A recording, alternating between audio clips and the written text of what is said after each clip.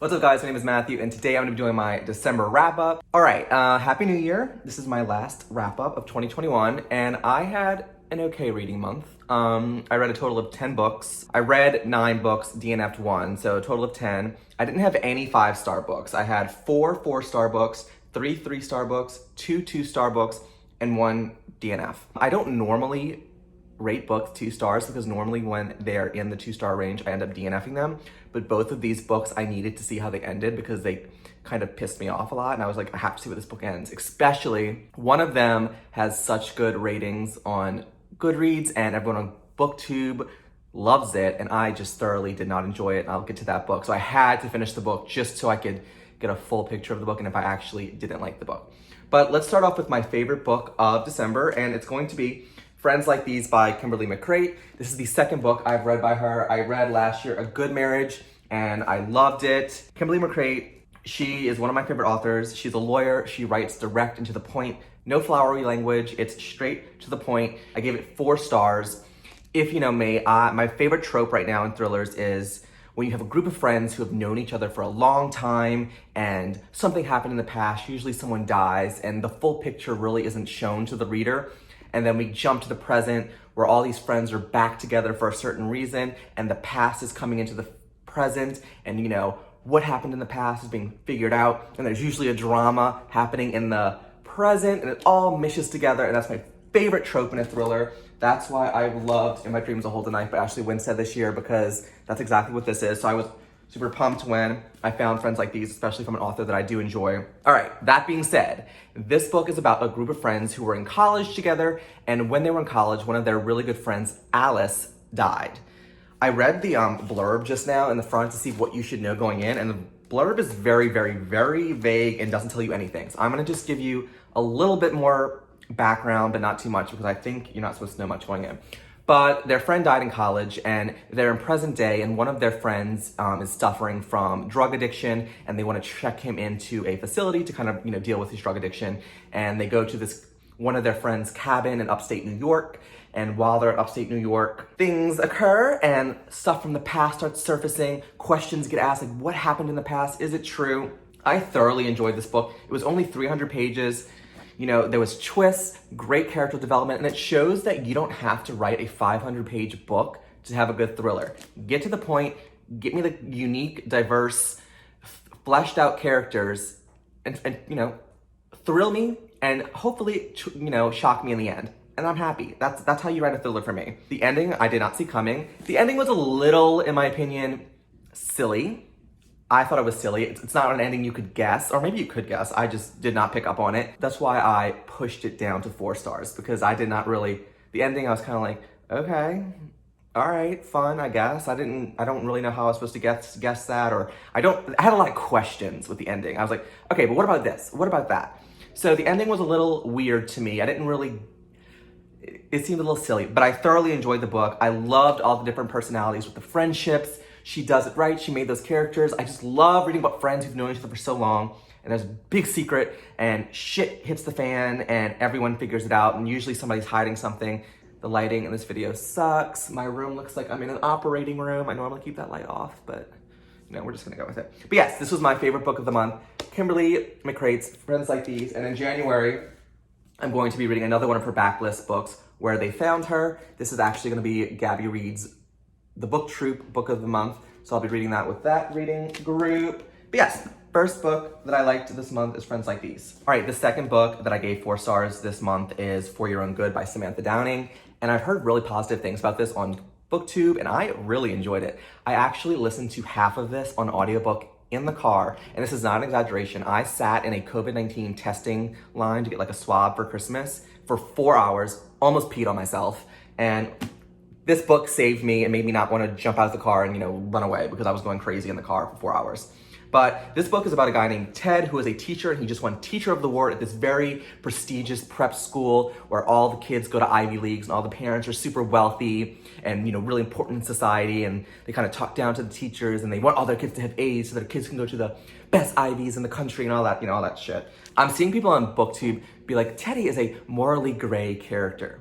I think we need to talk like what morally gray means. Morally gray means that they have some things that might not be that, some people might not consider it, good. They do engage in activity that some people might disagree with. Teddy is morally bad. He kills people, and I think, that's not morally gray. I think we need to redefine what morally gray is. What Teddy did in this book is not morally gray. It is morally bad. Okay, that's just I've heard so many people refer to Ted as morally gray, and he is not morally gray. He is morally bad. Okay? Got that off my chest. Anyway, that's all I knew going in. I knew this book was about a teacher who had some morally gray attributes. And that's all I'm gonna tell you, because I think that this was so much fun not knowing what the hell was gonna happen next. And this was a wild ride. It really was. Things would happen. I was like, oh shit, okay, that's where we're going with this. Whoop, going that way, going in that way. I just really enjoyed it. I read the second half. So the first half I did audiobook, and then the second half I read it. Normally, if I'm gonna do audiobook, I'd like to read the first 4 chapters physically so I can get myself in the book, and it's hard for me to jump into an audiobook if I haven't given a background. But this book, I did it with listening to the audiobook first, and I thoroughly enjoyed it. Audiobook was done fantastic. I'm not gonna tell you any more about this book because I think it's so much, all you need to know, it's about a teacher who resents a lot of the really prestigious preppy kids at his school, and he does some shitty, illegal, and wrong things to these kids and other people in the book. That's all you need to know. So I read my first Lisa Jewell book this month. I read The Night She Disappeared, and I gave it 4 stars. I very much enjoyed it. I knocked 1 star off because I did think it was a little bit longer than it needed to be, considering the plot. I thought that it was a little too wordy, but I did enjoy myself with this book. It's about a guy named Zach and a girl named Tallulah who have an infant, and we get 3 different timelines. We get the timeline of before Zach and Tallulah disappear, we get the timeline of when they disappear, and we get the timeline, I think, a year in the future after they disappear. So we're trying to figure out what happened to Zach and Tallulah. There's a lot of queer in this book that I did not expect. That's all I'm gonna say, because it might be considered a spoiler. So much happens. Was the twist shocking, groundbreaking? No. Did I guess it? Kind of, but I kind of knew what was going on, but not fully. But I really enjoyed it. I understand the hype with Lisa Jewell. She's really good at creating characters and making you kind of get invested into the story. I've seen a lot of people on BookTube say that they cried during this book. I didn't cry, but I see the part where they probably cried, because it is an emotional book. Definitely some trigger warnings, but I'm not gonna tell you what they are, because I feel like sometimes if I give trigger warnings, it might spoil the book. But if you are someone who is triggered by certain topics, you should definitely do your research before jumping into this book. But yeah, I thoroughly enjoyed it. I'm excited to read more Lisa Jewell books. I have a few on my shelf. That's really all you need to know. A couple disappears. What happened to them? Why did they disappear? And why did they leave their infant baby? Okay, so we're now in the 3.5 to 4 range, maybe a 3 point, somewhere in there is this next book. I did a complete reading vlog on it, so you've probably already seen my thoughts on it, but it's A Flicker in the Dark by Stacy Willingham. And this is about a girl named Chloe, who is a psychologist in present day living in Baton Rouge. 20 years ago, her father was accused of murdering different teenage girls. This book takes place in the present day. Girls are starting to disappear again, similar to how in the past, 20 years ago, when her father was accused of killing these little girls. So yeah, we're dealing with similar situation that happened in the past. Was her father really the serial killer? Who's doing the killing now? What happened in the past? It was a fun book. It was a debut book. I commend her on a great first debut book. I love that it was set in Louisiana because that's where I'm from. I thought there was definitely some sluggish parts, especially from 100 to maybe 200. I was bored, but I thought the ending was fun. I didn't guess it. A lot of people said that the ending was predictable. Maybe that's why I didn't guess it, because people were saying it was predictable, so I was trying to guess the most predictable aspect, but okay, that's all I'm gonna say. But this book is being turned into a HBO limited series produced by Emma Stone, so I'm excited to see that.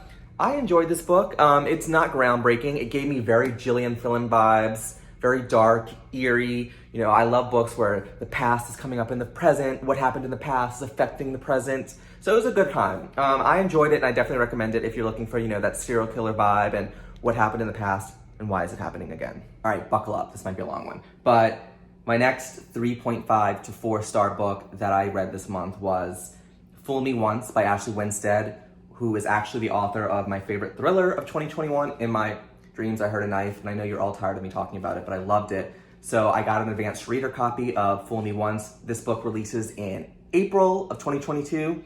It's a romance, so she went from thriller to romance.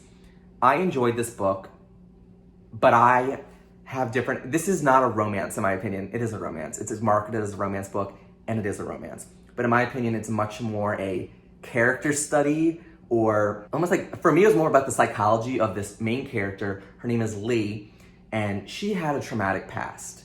Traumatic because her dad cheated on her mom and her dad left. Her dad passed away. Her boyfriends had cheated on her in the past. So, you know, she has trauma, and we all have trauma. But you need to grow the fuck up and not let your trauma affect other people. That's your responsibility as an adult. So the entire time I'm reading this book, I was kind of pissed off. We figure out that she cheated on one of her boyfriends, Ben, 5 years ago. And you know that going into the book. You know that she cheated on this guy named Ben. You don't know the extent of the cheating. But when you find out, you know, the full story of her cheating, it is pretty fucked up. Yeah, and I'm gonna curse in that. So you're going into this book, you find out that she cheated on this guy named Ben. And from the start, you kind of hate her because she's kind of a narcissist and kind of evil. And, you know, it's all because of her trauma and her past. And like I said, that's not an excuse to do this really shitty thing to a person. And it's not just the cheating, it's just the extent of it. And I started the book and I was like, whoa, this woman sucks. Like, she's not a good person. But Ben, the guy she cheated on, moves back to Austin, Texas, where she lives, and she works for like a company like Tesla. She's trying to pass a green energy bill to get all of the cars in Texas to be electric. And I'm gonna be honest, the whole part of the book about the social policy and turning Texas blue and green and, you know, a great endeavor. I just didn't care. Hey, Lizzie. And I just didn't care. I was skimming the parts about them trying to flip the Republican senators into voting blue and green. I mean, I thought it was a little optimistic and unrealistic. Pretty silly, and it took away from the plot. I didn't care. But, wow, it sounds like I really hate this book. No, but I think people are gonna dislike this book if you go into it expecting this beautiful romance, because it's not. It is a very, very, very toxic relationship that this girl Lee and this girl Ben Stop. He's knocking over my little ring light thing. Our main character Lee cannot take responsibility for her actions. She did this horrible thing to this guy, Ben, and makes it about herself and how she is wronged because he left her, and she just pissed me off, this whole book. And you're probably thinking, well, why'd you give this book 4 stars if you hated it so much? I enjoyed this book because it really showed a very broken, not good person and tried to show their love experience and all the stuff that they went through, so I enjoyed it from that part. I think this book is gonna get mixed reviews from fans or just romance readers because it's hard to ship this couple because they were so toxic. I didn't love the ending. It was a little too happy-go-lucky for me, but I enjoyed it because we got to see a really flawed character. And towards the end, you could see that Ashley Winstead tried to show our main character taking responsibility for her actions, understanding that, you know, she's at fault. The girl needs to go to therapy. And the ending of the book, I didn't buy it. I go, if you don't figure out your shit, this relationship isn't gonna work. All right, I'm done. As you can tell, if I feel this strongly about a book, that means I liked it, and that's why I'm giving it 4 stars.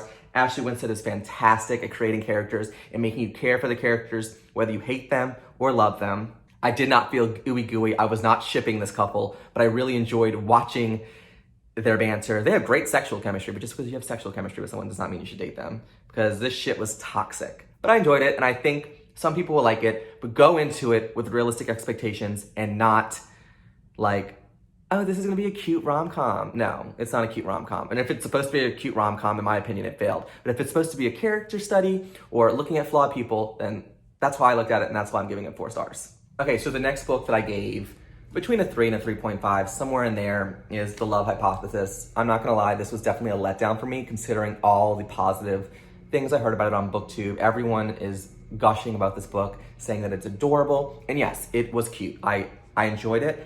It's definitely not one of my favorite romances. It was all right to me. I understand why people liked it, but it just didn't give me the feels that I wanted or what I expect if I'm gonna give a high rating to a romance. But I did love that this book is set in academia, and it's about a girl named Olive, and it's a fake dating trope where she starts dating this very serious professor named Adam, and she's trying to convince her best friend that she's moved on from her ex, so she starts fake dating with Adam, and we're seeing their banter. I think my main issue with this book is that I didn't feel it. I didn't feel the connection. they're both two people who don't date often and who, who aren't very emotional, very like their science, very logical, don't believe in love and all that. So I think that probably had to do with it. Two people that are both very non-emotional. I didn't feel much ooey gooey while I was reading this book. It was very, it didn't do it for me. I didn't really feel the love. There is a character in this book who made me want to like punch someone. He was so awful. If you've read this book, you know who I'm talking about. I had to edit that out. But yes, he was an awful character, and yeah, I did not like him. What else about this book? It was cute. It was cute. I'm not gonna build it up like everyone else's because it didn't do it for me like it did for everybody else. So go into this book, in my opinion, with low expectations. It's a cute, fake dating trope romance that 3 stars. I probably won't remember the plot in a year, so there's that. So the next book that I gave 3 stars to is The Lost Apothecary by Sarah Penner. This is also a debut book, but this book is about 1700s Britain. There's an apothecary woman who gives poisons out to people who are trying to kill men, who are abusing women or just doing bad things to women. So this apothecary really just wants to help women, and we get this perspective from the 1700s, but we're also getting perspective from the present to a girl named Caroline, I believe. Yes, Caroline, who just found out that her husband or fiance was cheating on her, and she's going to London and she finds this vial with, information about the apothecary. So she starts doing research about the apothecary and the murders in the 1700s. So we have this dual timeline, and I thought it was really well done. It gave me very much vibes of The Secret Life of Addie LaRue. And if you know, I didn't like that book. I did not understand the hype, and I did not understand it at all. But this book had similar vibes, but I really liked it.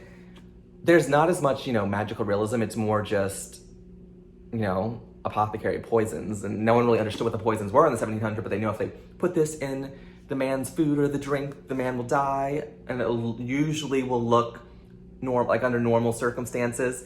And Caroline is, I wasn't really interested in Caroline's part of the story where she's, dealing with her husband or fiance who cheated, and she's trying to figure out, what happened with this apothecary. There's a fun twist at the end. Well, I don't know if it's a twist, but just kind of what happened to all the characters and how they all connect. And I really enjoyed it.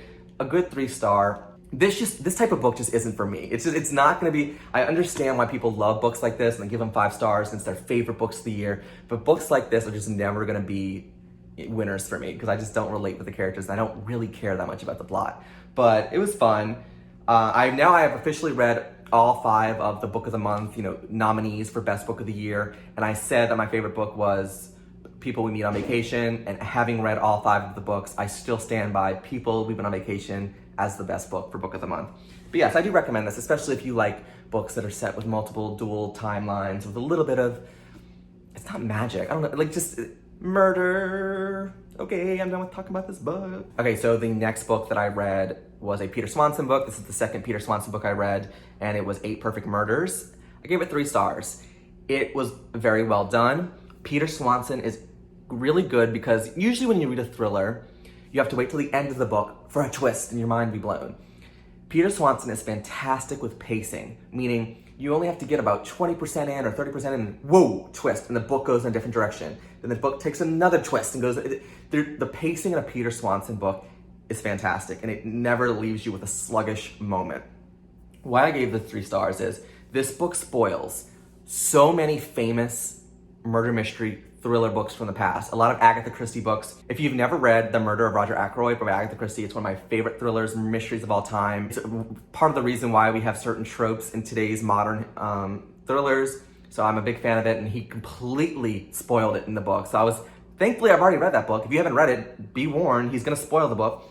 Another Agatha Christie book he spoils is the ABC Murders, which is literally on my TBR, and he spoiled the whole plot. The plot sounds awesome, it was genius.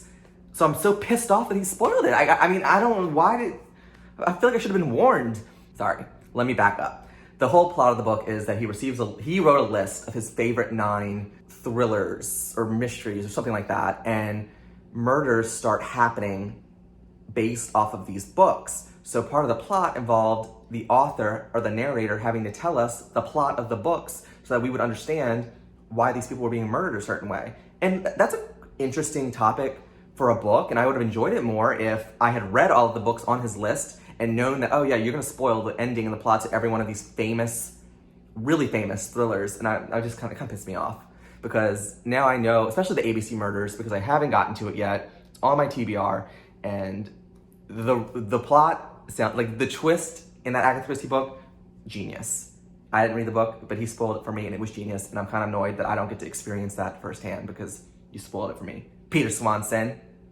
But it was a good book. And if you don't care about being spoiled to classic thrillers, jump in because it was a lot of fun, a lot of twists. Pacing was excellent. What the fuck? Okay, this is another unpopular opinion. I read If We Were Villains by M.L. Rio, and I'm gonna describe it to you, and you're gonna think, Matthew, this is exactly what you're looking for in a thriller. It's about a group of friends who went to this really preppy Shakespeare conservatory school where they study Shakespeare, they're actors, and they just study Shakespeare. And while they were at the school, one of their friends died. And another one of their friends got accused and convicted of killing that person. Literally sounds just like the plot to this book. Freaking hated this book. Noel Gallagher loved it. Books and Lala loved it. I hated it. The reason I hated it was because these characters were insufferable. They were so pretentious, thought they were so smart and artistic, and they would literally have conversations and speak to each other with Shakespeare quotes. You know, like how in modern day, sometimes people speak to each other like quoting Mean Girls or something? These people would just quote Shakespeare and they were insufferable. I hated them. And the book would be interspersed with scenes of them acting out a Shakespeare play. And okay, fine. But it was pages of literal dialogue from a Shakespeare play. If I wanted to read Macbeth, I would read fucking Macbeth. I don't want to read that in here. And I just didn't like it. But I had to finish it because everyone loves this book. And the plot sounds right up my alley. Group of friends, someone gets murdered, someone gets convicted. What really happened that night? Literally my favorite trope in a thriller. I hated it. And it's really because I didn't like the characters. And normally if the characters are unlikable, I tend to still like it because I like reading about unlikable characters. The Shakespeare aspect of this book really ruined it for me. I think if you study literature, or if you're a student who likes Shakespeare, or if you're just a Shakespeare buff, you will love this book. If you don't like Shakespeare, don't read this book. Maybe if you don't like Shakespeare, you will like this book. I thought the Shakespeare aspect of this book took away from it. I did not care about the thriller. The ending, was the only redeeming part. I liked the twist. It was so dramatic, so Shakespearean tragedy, and I think that was the point. So Romeo and Juliet, where it was almost over the top, where I was rolling my eyes, but it was fun, so I did like the ending. But yes, this book, I am an unpopular opinion. I did not like it. I did not like the characters. I did not like the Shakespeare aspect of this book.